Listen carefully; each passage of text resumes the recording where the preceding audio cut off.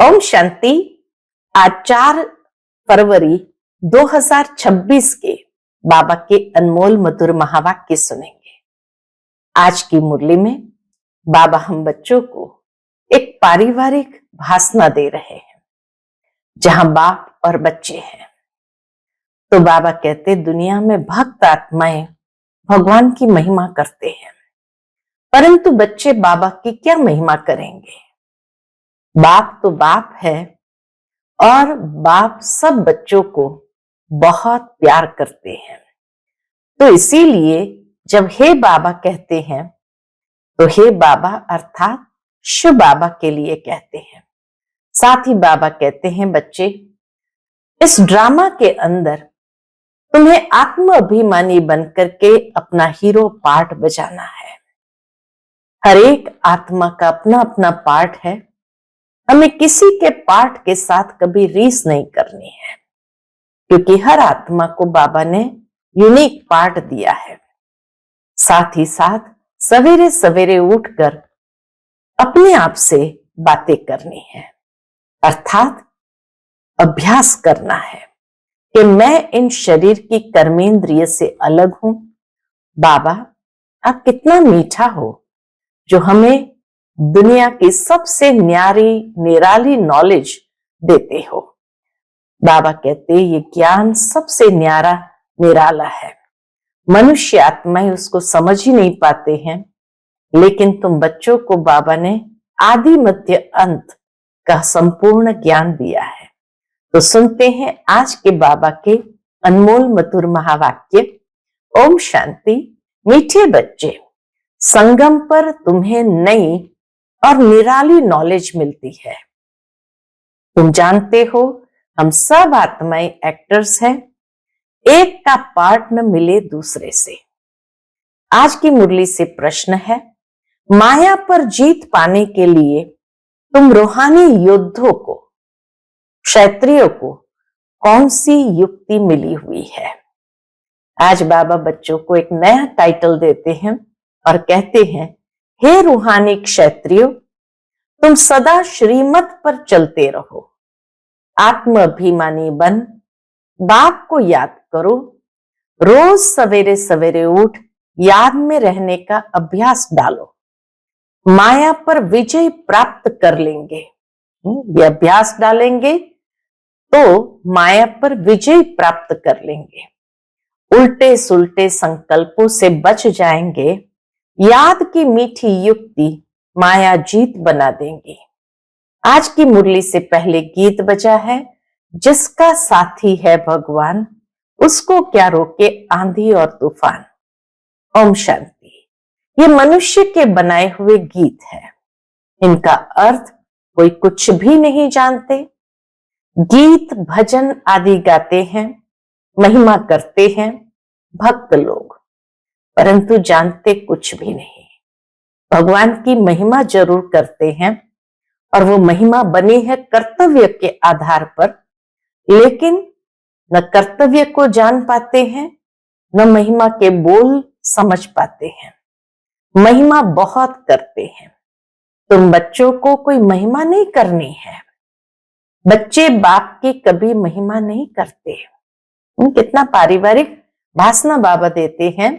बाप और बच्चों का प्यार है तो इसमें महिमा नहीं करते हैं। बाप जानते हैं ये हमारे बच्चे हैं। भक्त आत्माएं एक तरफ महिमा भी करेंगे, दूसरे तरफ उनके कर्म एकदम अलग हैं। तो बाप और बच्चों की फीलिंग नहीं है। यहां हम बाप और बच्चे एक पारिवारिक भावना में है। तो बाबा कहते तुम महिमा नहीं करते हो, लेकिन तुम बाप का यथार्थ कर्तव्य जान करके उसके मददगार बनते हो। बाप जानते हैं ये हमारे बच्चे हैं। बच्चे जानते हैं ये हमारा बाबा है। अभी ये बेहद की बात है, फिर भी सब बेहद के बाप को याद करते हैं। अब तक भी याद करते रहते हैं। भगवान को कहते हैं, क्या कहते हैं मनुष्य, हे बाबा। इनका नाम शिव बाबा है। जैसे हम आत्माएं हैं वैसे शिव बाबा है, वह है परम आत्मा जिसको सुप्रीम कहा जाता है। उनके हम बच्चे हैं, उनको सुप्रीम सोल कहा जाता है। उनका निवास स्थान कहाँ है? परम धाम में। सब सोल्स वहां रहती है, एक्टर्स ही सोल्स है। तुम जानते हो नाटक में एक्टर्स नंबरवार होते हैं, हर एक के पार्ट अनुसार उनके तनख्वाह यानी पगार मिलती है। सब आत्माएं जो वहां रहती है, परमधाम में जो सब आत्माएं रहती है, सब पार्टधारी है, परंतु नंबरवार सबको पार्ट मिला हुआ है। रूहानी बाप बैठ समझाते हैं कि रूहों में कैसे अविनाशी पार्ट नूंदा हुआ है।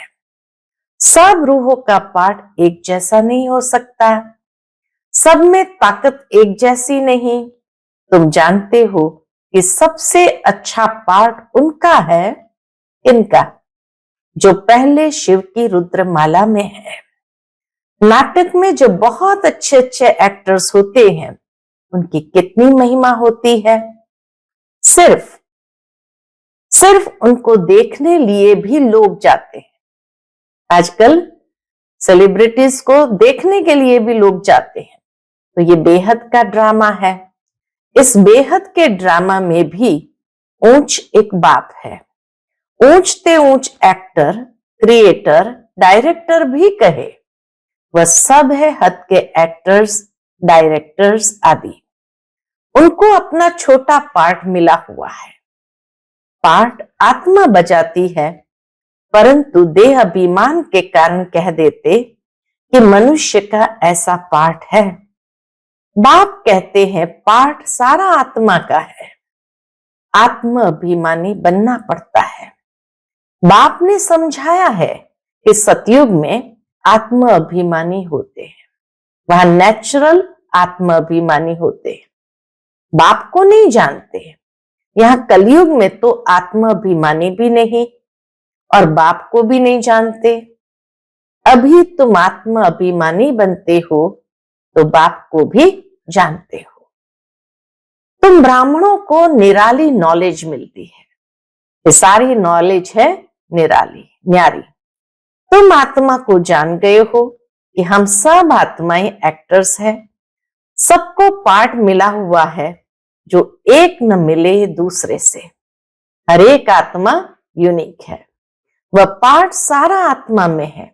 यूं तो जो नाटक बनाते हैं वह भी पार्ट आत्मा ही धारण करती है। अच्छा पार्ट भी आत्मा ही लेती है। आत्मा ही कहती है मैं गवर्नर हूं, फलाना हूं, परंतु आत्म अभिमानी नहीं बनते। सतयुग में समझेंगे कि मैं आत्मा हूं, एक शरीर छोड़ दूसरा लेना है, बस इतना ही समझते कि एक शरीर छोड़ दूसरा लेना है। परमात्मा को वहां कोई नहीं जानते। इस समय तुम सब कुछ जानते हो। शूद्रों और देवताओं से तुम ब्राह्मण उत्तम हो। इतने ढेर ब्राह्मण कहां से आएंगे? जो बनेंगे लाखों आते हैं प्रदर्शनी में। जिसने अच्छी तरह समझा, ज्ञान सुना, वह प्रजा बन गए। एक एक राजा की प्रजा बहुत होती है। तुम प्रजा बहुत बना रहे हो। प्रदर्शनी प्रोजेक्टर से कोई समझकर अच्छे भी बन जाएंगे। सीखेंगे, योग लगाएंगे, अभी वह निकलते जाएंगे। जो योग सीखेंगे, लगाएंगे, बाबा कहे वो निकलते जाएंगे। प्रजा भी निकलेगी, फिर शाहूकार, राजा रानी, गरीब आदि सब निकलेंगे। इसी ज्ञान के आधार से निकलेंगे। प्रिंस प्रिंसेस बहुत होते हैं। सतयुग से त्रेता तक प्रिंस प्रिंसेस बनने हैं। सिर्फ 8 व 108 तो नहीं होंगे, लेकिन अभी सब बन रहे हैं। तुम सर्विस करते रहते हो। यह भी नथिंग न्यू। तुमने कोई फंक्शन किया, यह भी नई बात नहीं। अनेक बार किया है, फिर संगम पर यही धंधा करेंगे और क्या करेंगे? बाप आएंगे पतितों को पावन बनाने। इसको कहा जाता है वर्ल्ड की हिस्ट्री ज्योग्राफी। नंबरवार तो हर बात में होता ही है। तुम्हारे में जो अच्छा भाषण करते हैं तो सब कहेंगे कि इसने बहुत अच्छा भाषण किया। दूसरे का सुनेंगे तो भी कहेंगे पहले वाले अच्छा समझाते थे। तीसरे फिर उनसे तीखे होंगे तो कहेंगे ये उनसे भी तीखे हैं। हर बात में पुरुषार्थ करना होता है कि हम उनसे ऊपर जाए। होशियार जो होते हैं वह झट हाथ उठाएंगे। भाषण करने लिए तुम सब पुरुषार्थी हो, आगे चल मेल ट्रेन बन जाएंगे। स्लो ट्रेन से, पैसेंजर से मेल ट्रेन, फास्ट ट्रेन बन जाएंगे। जैसे मम्मा स्पेशल मेल ट्रेन थी, बहुत जल्दी कर्मातीत अवस्था को पा लिया। बाबा का तो पता ही नहीं पड़ेगा क्योंकि दोनों इकट्ठे हैं। तुम समझ नहीं सकेंगे कि कौन कहते हैं। तुम सदैव समझो कि शिव बाबा समझाते हैं। बाप और दादा दोनों जानते हैं, परंतु वह अंतर्यामी है। शिव बाबा को कहते अंतर्यामी। बाहर से कहते हैं ये तो बहुत होशियार है। बाप भी महिमा सुन खुश होते हैं। लौकिक बाप का भी कोई बच्चा अच्छी तरह पढ़कर उच्च पद पाता है तो बाप समझते हैं कि ये बच्चा अच्छा नाम निकालेगा। यह भी समझते हैं कि फलाना बच्चा इस रूहानी सर्विस में होशियार है। मुख्य तो भाषण है। किसको बाप का संदेश देना, समझाना। बाबा ने मिसाल भी बताया था कि किसको 5 बच्चे थे तो कोई ने पूछा कि तुमको कितने बच्चे हैं, तो बोला कि 2 बच्चे हैं। कहा कि तुमको तो 5 बच्चे हैं। कहा सपूत 2 है। यहां भी ऐसे हैं, बच्चे तो बहुत है। बाबा के पास भी बच्चे तो बहुत है। बाप कहेंगे कि यह डॉक्टर निर्मला बच्ची बहुत अच्छी है। बहुत प्रेम से लौकिक बाप को समझाए सेंटर खुलवा दिया है। यह भारत की सर्विस है। तुम भारत को स्वर्ग बनाते हो, इस भारत को नरक रावण ने बनाया है। तो बाबा बच्चों को देखते हैं कौन बच्चा सपूत है, कौन बच्चा योग्य, लायक है, पात्र है। तो बाबा ने आज इसीलिए विशेष निर्मला दीदी को याद किया। निर्मला दीदी बाबा के बॉम्बे से निकली हुई स्पेशल बच्ची थी। निर्मला दीदी डॉक्टर थी और इसीलिए अपनी डॉक्टरी करते हुए अपने पिता को समझाया कि हमको सेंटर खोलना है और इसी तरह से सेंटर खोल दिया। बाबा हमेशा निर्मला दीदी को निर्मल आश्रम कहते थे क्योंकि पवित्रता जैसे बहुत ज्यादा दीदी के अंदर समाई हुई थी। तो इसीलिए बाबा भी कहते हैं कि निर्मला बच्ची बहुत अच्छी है। बहुत प्रेम से लौकिक बाप को समझाए सेंटर खुलवा दिया है। ये भारत की सर्विस है। तुम भारत को स्वर्ग बनाते हो। इस भारत को नरक रावण ने बनाया। एक सीता कैद में नहीं थी, लेकिन तुम सीताएं रावण की कैद में थी। बाकी शास्त्र में सब दंत कथाएं हैं। यह भक्ति मार्ग भी ड्रामा में है। तुम जानते हो सतयुग से लेकर जो पास हुआ वह रिपीट होगा। आप ही पूज्य, आप ही पुजारी बनते हैं। बाप कहते मुझे आकर पुजारी से पूज्य बनाना है। पहले गोल्डन एज, फिर आयरन एज बनना है। सतयुग में सूर्यवंशी लक्ष्मी नारायण का राज्य था। राम राज्य तो चंद्रवंशी था। इस समय तुम सब रूहानी क्षत्रिय हो, अर्थात रूहानी योद्धे हो। लड़ाई के मैदान में आने वाले को क्षत्रिय कहा जाता है। तुम हो रूहानी क्षत्रिय, बाकी वह है जिस्मानी क्षत्रिय। उनको कहा जाता है बाहुबल से लड़ना झगड़ना। शुरू में मल्ल युद्ध होते थे। बाबा कहे शुरू में मल्ल युद्ध होते थे, बाहों आदि से आपस में लड़ते थे, फिर विजय को पाते थे। अभी तो देखो बॉम्ब्स आदि बने हुए हैं। तुम भी क्षत्रिय हो, वह भी क्षत्रिय है। अंतर क्या है? तुम माया पर जीत पाते हो, श्रीमत पर चल, तुम हो रूहानी क्षत्रिय। रूहें ही सब कुछ कर रही है इन शरीर की कर्मेंद्रिय द्वारा। रूह को बाप आकर सिखलाते हैं, बच्चे मुझे याद करने से फिर माया खाएगी नहीं, तुम्हारे विकर्म विनाश होंगे और तुमको उल्टा सुल्टा संकल्प नहीं आएगा। बाप को याद करने से खुशी भी रहेगी। इसीलिए बाप समझाते हैं, क्या समझाते हैं? कि बच्चे सवेरे उठकर अभ्यास करो। क्या अभ्यास करेंगे? वह भी बाबा सिखाते। बाबा आप कितने मीठे हो। आत्मा कहती है बाबा, बाप ने पहचान दी है, मैं तुम्हारा बाप हूं। तुमको सृष्टि के आदि मध्य अंत का नॉलेज सुनाने आया हूं। यह मनुष्य सृष्टि का उल्टा झाड़ है। ये वैरायटी धर्मों की मनुष्य सृष्टि है। इसको कहा जाता है विराट लीला। ये वैरायटी धर्मों की मनुष्य सृष्टि को कहा जाता विराट लीला।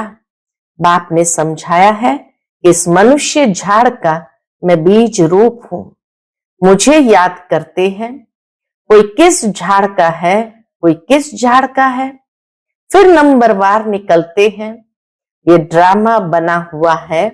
कहावत है कि फलाने ने धर्म स्थापक पैगंबर को भेजा। कहावत है कि फलाने ने धर्म स्थापक पैगंबर को भेजा, परंतु वहां से भेजते नहीं है। परमधाम से कोई किसको भेजते नहीं है। समय अनुसार उनका पाठ जैसे ही होता है वैसे वो आत्मा नीचे उतरती है। ये ड्रामा अनुसार रिपीट होता है।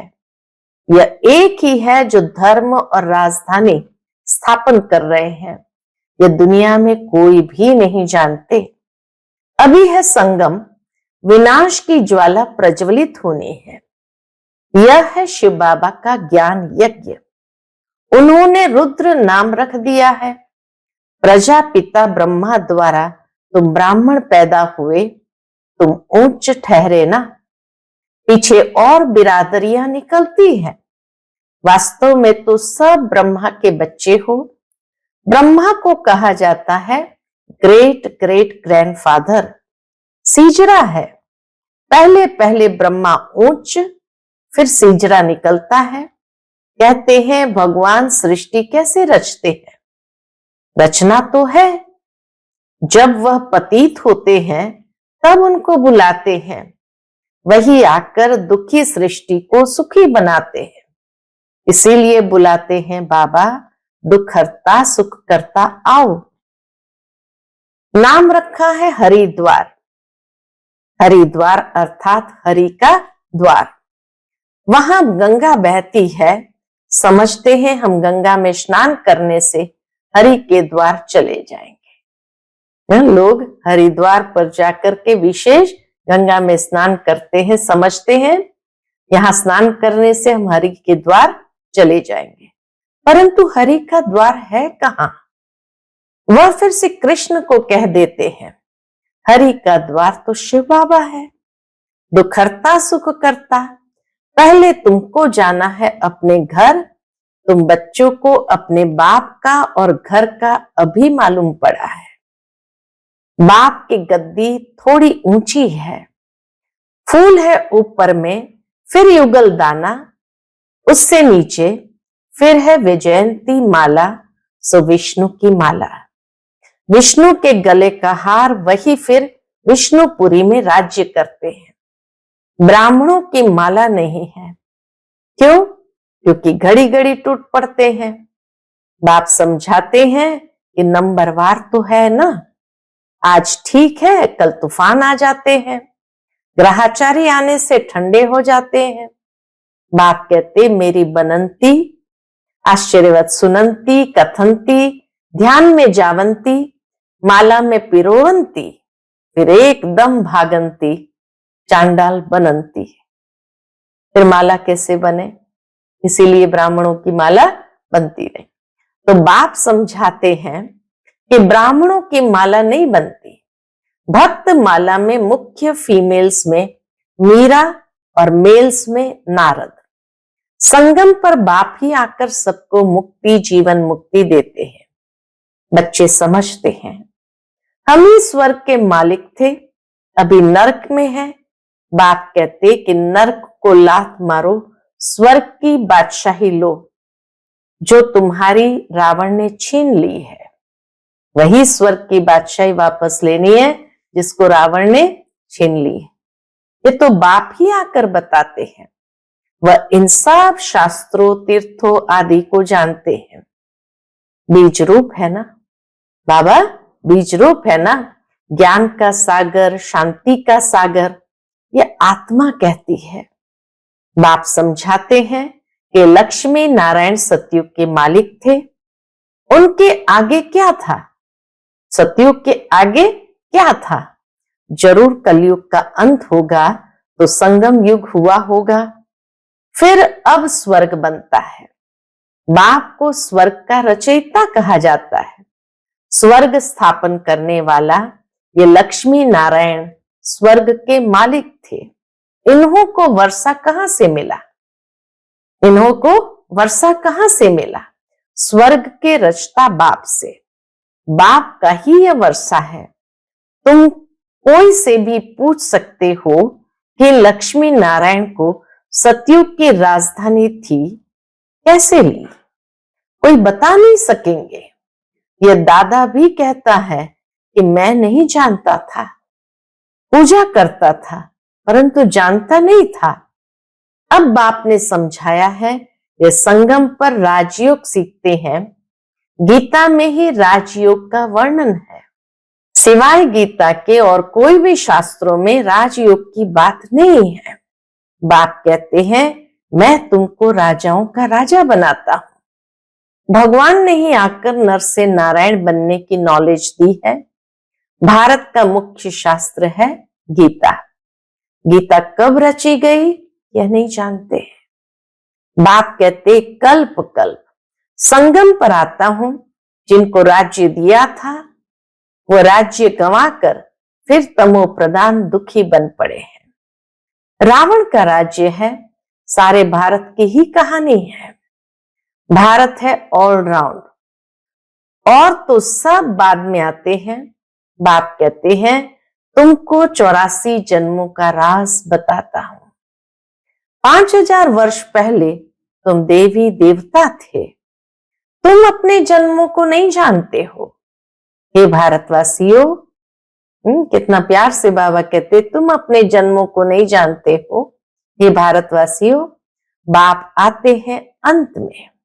आदि में आए तो आदि अंत का नॉलेज कैसे सुनाए?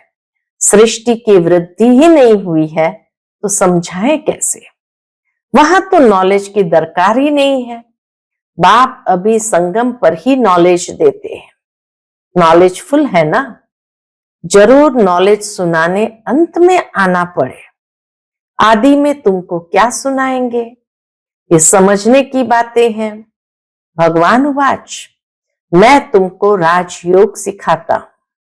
यह यूनिवर्सिटी है पांडव गवर्नमेंट की। अभी है संगम, यादव, कौरव और पांडव। उन्होंने बैठ सेनाएं दिखाई है। बाप समझाते हैं यादव कौरव विनाश काले विपरीत बुद्धि, एक दो को गाली देते रहते हैं। बाप से प्रीत नहीं है, कह देते हैं कुत्ते बिल्ली सब में परमात्मा है। बाकी पांडवों की प्रीत बुद्धि थी। पांडवों का साथी स्वयं परमात्मा था। पांडव माना रूहानी पंडे, वह है जिस्मानी पंडे, तुम हो रूहानी पंडे। तो बाबा कहे पांडव माना ही रूहानी पंडे। दुनिया में है जिस्मानी पंडे, बाबा कहते तुम हो रूहानी पंडे। अच्छा, मीठे मीठे सिकिलदे बच्चों प्रति माता पिता बाप दादा का याद प्यार और गुड मॉर्निंग। रूहानी बाप की रूहानी बच्चों को नमस्ते। हम सब रूहानी बच्चों की रूहानी माता पिता बाप दादा को याद प्यार, गुड मॉर्निंग और नमस्ते। नमस्ते, शुक्रिया बाबा, शुक्रिया। आज की मुरली से धारणा के लिए मुख्य सार है। पहली पॉइंट, आत्म अभिमानी बन इस बेहद नाटक में हीरो पार्ट बजाना है। हर एक एक्टर का पार्ट अपना अपना है, इसीलिए किसी के पार्ट से रीस नहीं करनी है। दूसरी पॉइंट, सवेरे सवेरे उठकर अपने आप से बातें करनी है। अभ्यास करना है, मैं इन शरीर की कर्मेंद्रिय से अलग हूं। बाबा आप कितने मीठे हो, आप हमें सृष्टि के आदि मध्य अंत का ज्ञान देते हो। ऐसे बाबा कहे मीठी मीठी बातें करनी है।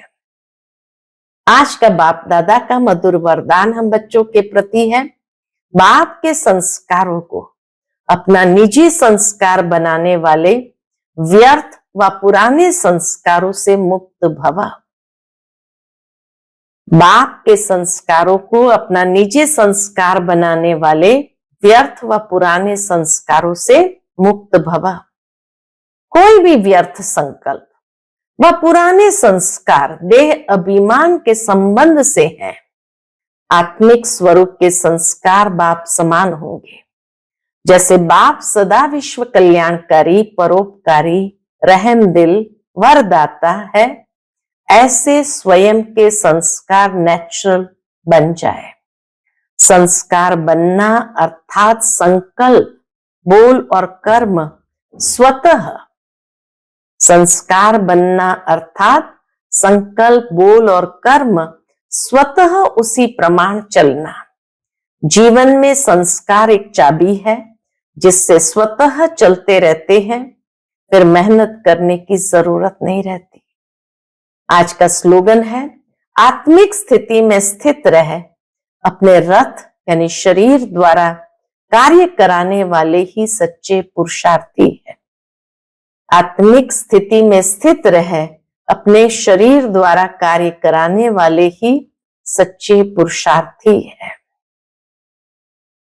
आज का व्यक्त इशारा, एकता और विश्वास की विशेषता द्वारा, एकता और विश्वास की विशेषता द्वारा सफलता संपन्न बनो। उसके अंतर्गत बाबा कहते, जैसे बाप ने आप सबको कोने कोने से ढूंढ कर निकाल लिया, अनेक वृक्षों की डालियां अब एक ही चंदन का वृक्ष हो गया। लोग कहते हैं 2-4 माताएं भी एक साथ इकट्ठी नहीं रह सकती, और आप माताएं सारे विश्व में एकता स्थापन करने के निमित्त हो। यही आपकी आपसी एकता बाप की प्रत्यक्षता करेगी। अच्छा, ओम शांति।